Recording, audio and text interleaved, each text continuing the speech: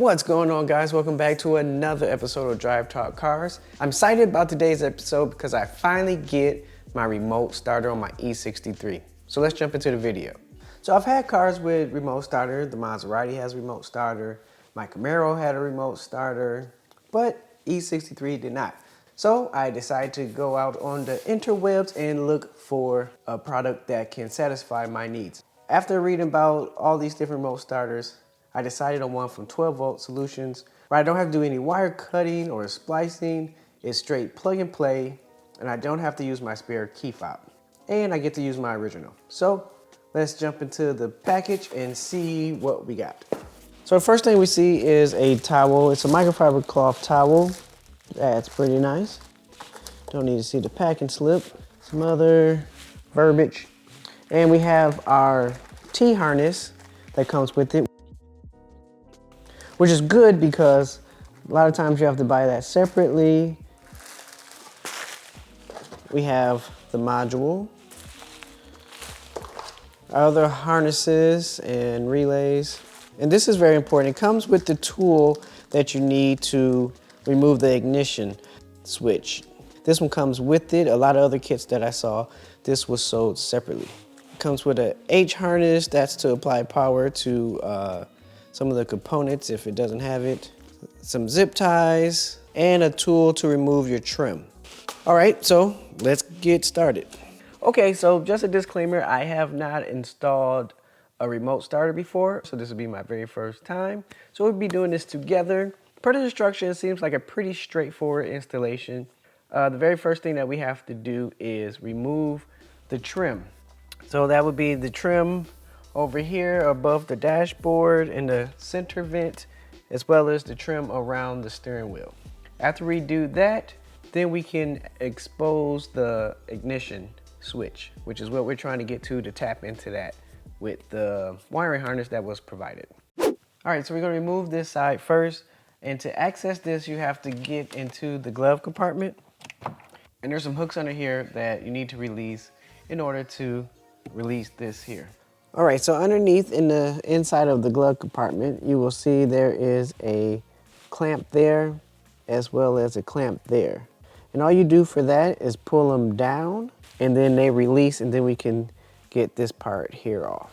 So I'm using this tool here to pull it down. These are tools that you would need also when we go over here to the vent. You're gonna need these, and I'll show you that shortly. But in the meantime, I am just putting that little tip there inside of the clamp and then pulling down.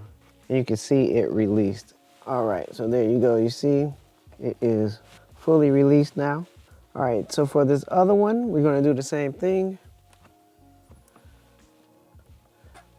So those are down and we can move on to the next step. So with the trim removal tool that they provided in the kit, I'm going to insert it here and take off this trim.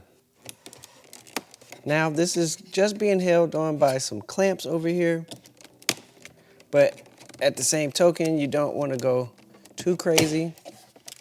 All right, so now we're going to take out this middle piece. There's a little clamp on this side that you need to take out or push, as well as this when you push it in. Take a little pry here. All right, that is off. Then we have these three harnesses here. We can just remove those. It's a little push clamp, and then you pull. Sometimes the smallest clamps can be the hardest to get out. All right, now we have this free. We can move this to the side. So now we're on the driver's side. This is where majority of the work is going to be done as far as plugging in the harnesses and whatnot. So we're going to have to remove this vent as well as the trim around the dashboard as well as the steering column. So this vent comes out fairly easy. Put your pry tool underneath, and there's clamps here and here, and they're just held in there by tension. So once you break that tension, they should come right out. I know it does sound scary, like stuff is breaking, but if you have it in the right spots, take your time, you should be okay. There we go, pops out. Now there's a couple plugs, you can leave those attached for now. Then we move over to the trim here. All right, so with that off, you can see we have the trim that's exposed on this side. this plastic piece here. Then we have it exposed on this side as well. Once you move this vent, you can get this off right up in here. So we're gonna take all that stuff off. There's a switch back here for the ignition that we want to access and plug into. So we need to take all that off before we can get to that. All right, so we're gonna pry this off. There's a few points here. It should come off pretty easily. Like I say, just be careful, take your time. All right, looks like we have it off there. So now we have that trim off. We wanna lower the steering wheel down so we can get access over here. So we're gonna put that all the way down, and now we're gonna have to get this out here. So we have our steering column cover here that you would pull back. Here is the area that will give you access to your ignition switch. All right, so with that pulled back, you can go ahead and lower your steering column, and you can even pull it out. If it's all the way telescoped, you can telescope it out, and that should give you access and more space. So as I was trying to remove my shroud for the steering column, I noticed that stuff started breaking pretty easily. So what it looks like here is that someone, previous owner of the vehicle, or somebody, tried to plastic weld the stuff together, the clips or the plastic part around the shroud, and it broke. You can see all the pieces down here. So yeah, that's pretty bad. So guess I'll have another video for you guys replacing this once I figure out if it's even doable. But anyway, we're gonna get back to this. So next thing we're gonna do is remove the push button cover. Well, that popped off. I didn't expect it to pop off like that. All right, so I found the button after it flew off, and this just goes into this insert here, so we can just set this to the side for now. And then the main part we want to take focus here is the rim. If you can see, it has these grooves, and that's what we need that tool for, to allow for us to remove this rim. So let me get the tool. All right, so here's the tool that I'm referring to. It came with the kit. They come with a spot for your ratchet, so you can turn it. All right, that was fairly simple. All right, now that I have it loose, I can just turn it by hand. All right, so here's the ring that holds the ignition in place. So now we're gonna work our way to getting the ignition switch accessible somewhere under here. Probably have to push this in, and then we can start getting to the harness and start plugging things in. So now that we have this exposed, we need to go ahead and release it from here so we can access the cables on the back and plug in our new harness. So to do that, you push up on it. For best results, I would put the steering wheel in the utmost position. That way you can get your hand up underneath here and push up on it. So you push up and back.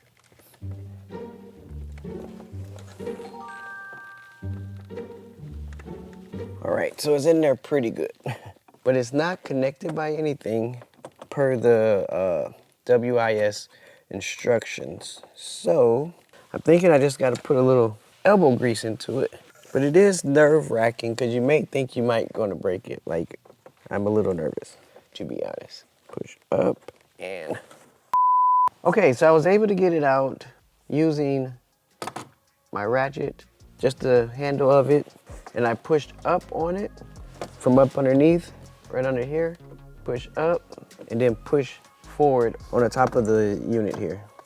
Okay, so it's just sitting on two little clamps, so that's why you have to push up to get it off of that lip and then push it forward. So I lowered my steering wheel down so I can get access to it from the top here, and then we're gonna get to the cables. All right, as we see here, we have two connectors, a blue one, and then there's a green one in the back there.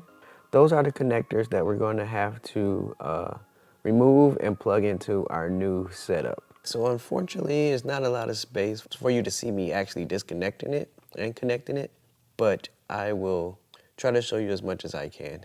So we're gonna plug these in and then remove the green plug from the ignition switch, and then change out the housing and put on the included black housing. Okay, so this is the first one that we're trying to get out. This green harness here. As you can see, there's a little tab there that you need to pull down right there, and then it should disconnect. So it's gonna be a little hard for me to get this in the frame with my hand in the way since we're dealing with tight spots, but I'll try my best. All right, guys, so we were able to get the green harness off as well as the blue harness. So now we're gonna change the housing on the green one. And what you do is, you see there's an opening there, slide the old housing off and then slide this one on. All right, so as you see there's a little hole, a little slit. You can push it out that way using either a small screwdriver or something to push it out and slide it off on the other side here. So there is a little clamp on here that you need to get the green piece over, then you can slide it out. All right, as you can see, it's coming out right there. So we just gotta slide it off. All right, there you go, piece is off. So you can see it there without the housing. So you wanna make sure you put it on the right way, same way that it came off. All right, there you have it. Then we just slide it back on. All right, so now we have that on there. The green one, you can set it aside and save it in case you want to replace or remove your remote starter. So I'm just gonna put it to the side somewhere in my toolbox and let's move on to the next step. Now that we have everything disconnected from the ignition switch and we changed out our housing on the green harness, so we can go ahead and install our H harness. This goes into the ignition switch. The best way that I think that it could go in is to flip the ignition switch around and use the hole where you push the button to start, and then we can plug it in that way. I think that would give us the most access. So let's try that, see what we get. All right, so now you can see we have access to those 2 ports, and we should be able to plug in the H harness a little easier. We're gonna take the male ends of the H harness and plug it into the appropriate slots on the ignition switch.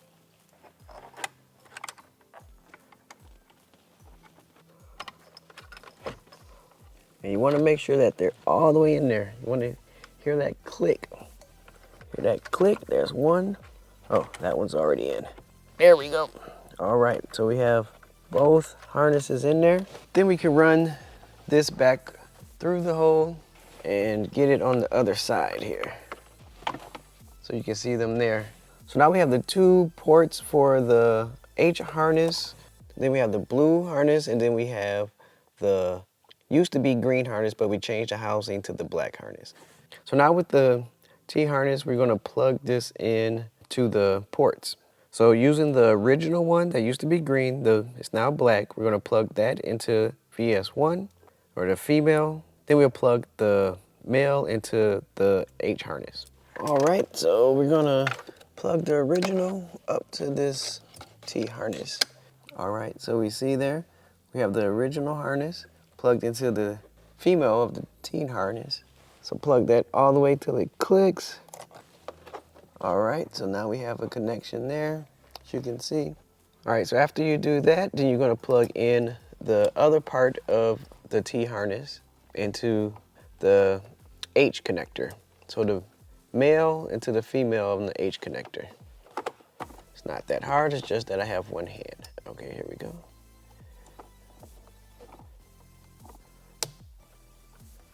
All right, so then we're gonna take our blue harness there, blue harness right there, and we're gonna plug it into the H harness, the last port. So the male into the female of the H harness.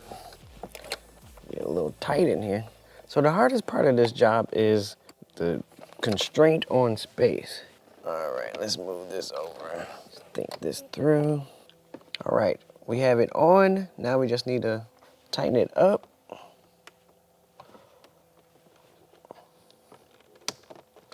Click, and we're good.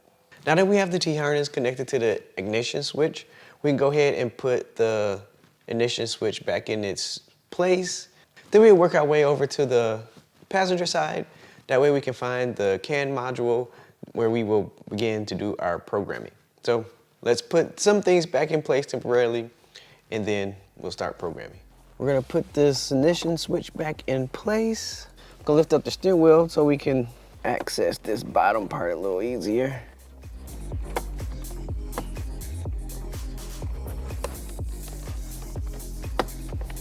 All right, there we go. Locked in. I must say that went in a lot easier than it came out, but that's because I really didn't know. All right, so we have that in, and we're not putting everything final back, so we're just gonna put this in, then we're gonna put our vent on temporarily so we can plug up everything.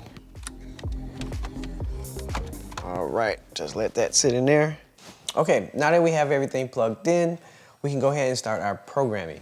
So first thing you're gonna do is take your black box, the module, and then we're gonna plug it into the T harness. First thing you wanna do is you wanna start with the black one. The black one's gonna go in here. Then you're gonna follow it by the blue one, the 6-pin blue one. Then we're gonna plug in the last one up top here. It's blue. So you should have the MS1 into the black, the MS2 into the blue 6-pin, and then MS3 into the 10-pin up top. Then this plug here goes to our keyless go. Since my car has keyless go, we need to plug in the keyless glow junction box. And that's where this cable comes into play. So once we plug in everything, you will see that the LED light will be a solid red. That's indicating that we are ready for programming. So to access the keyless junction box, we have to go into the passenger side floor and peel back the carpeting, and then you have access to your keyless go junction box. So first thing first, we move our mat, regular floor mat, and then underneath here is going to be the keyless junction box. A few things we have to take off beforehand though. We have to take off this seal. You may have to take off our kick plate and then the carpet. All right, so let's take this off here. Should just pop up. There you go. So as you can see, there's clamps that was holding it in place. Fairly simple to come up. Put this to the side. Then you'll see a seal here.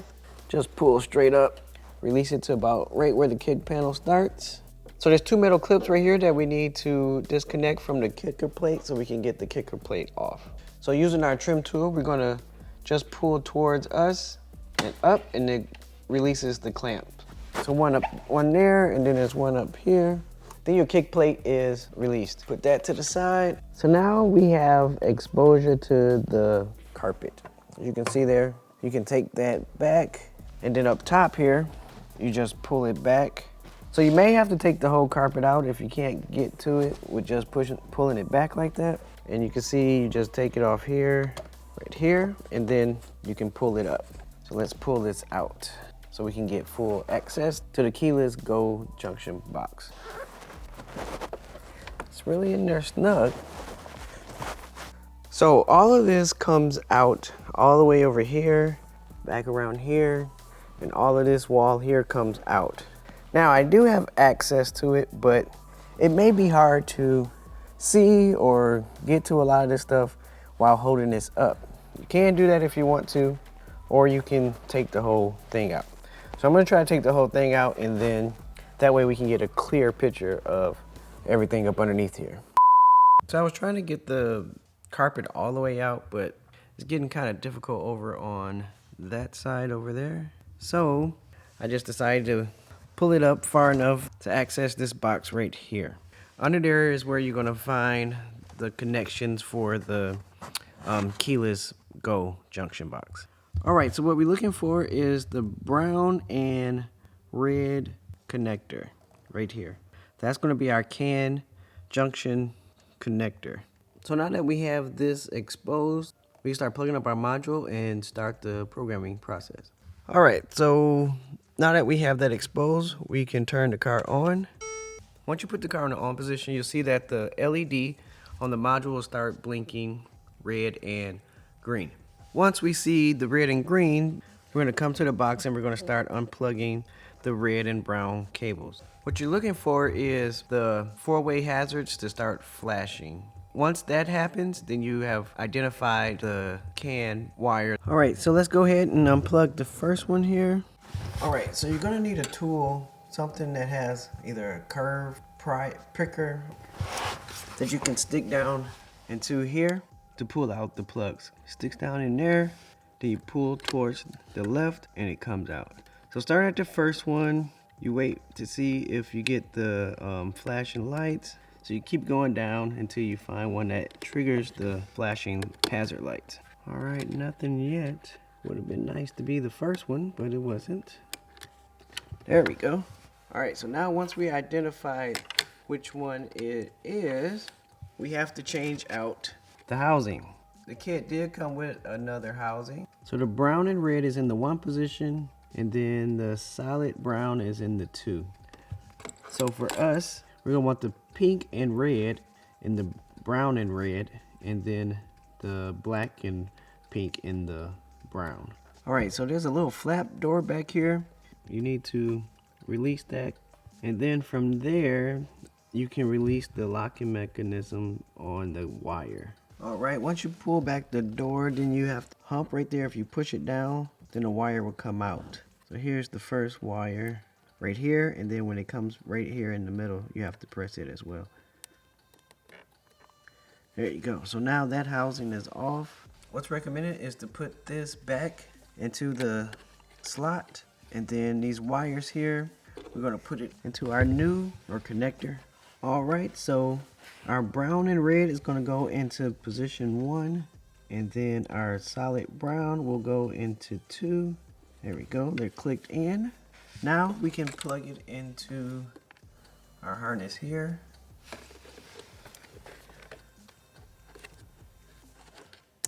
Once you've plugged it in, now you see the LED is a solid red. So now what we're going to do is turn the car on for 15 seconds, and it should. We had a little setback.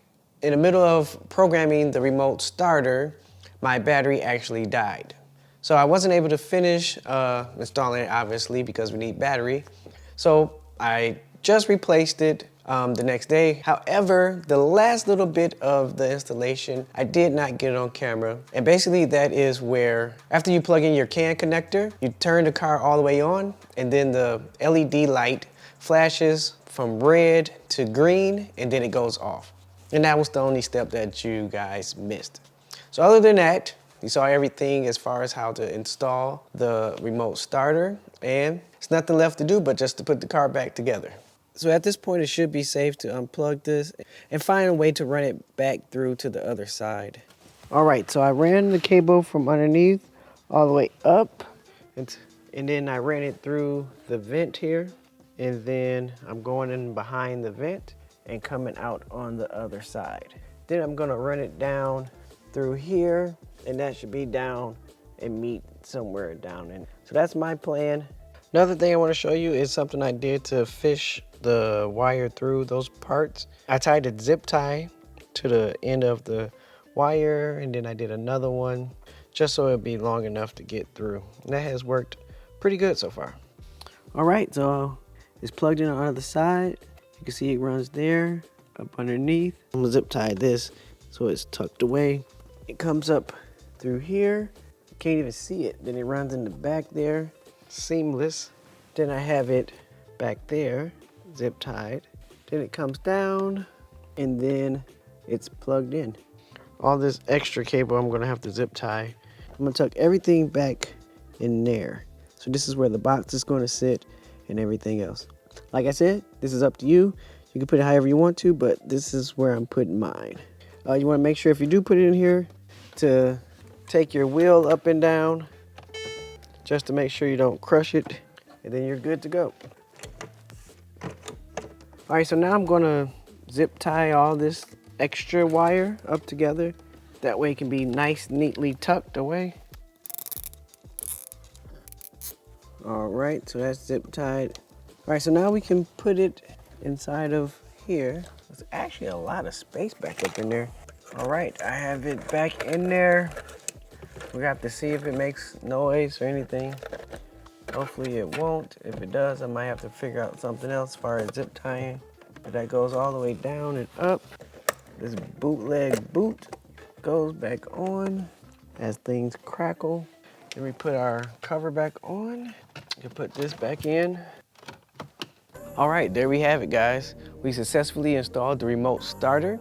If you like this video, please give me that thumbs up. And if you want to see more videos, I have some over here. And as always, do it until you can't. Until next time, I'm out.